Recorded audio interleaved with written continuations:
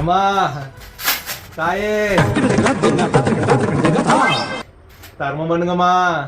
காலையில விடிய விட மாட்டேங்கிறாங்க. அம்மா தாயே அக்கான்னு ஒவ்வொருத்தவங்களா வந்துடுறது, எம்பிட்டதே மாட்டி வச்சுக்கிறது. அப்படியே அறுத்து தள்ளிட்டாலும்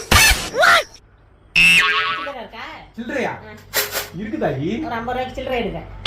50 ரூபாயா? 3 ரூபா குறையிட்டு சேர்த்துனுங்க. அப்படியே அமைக்கிறீங்களே, அப்படி வைங்க, நான் எடுத்துக்கிறேன். அதுல இருந்து ஒரு 2 ரூபாய் எடுத்துக்கோங்க. தர்ம தேவதை தாய் 50 ரூபா.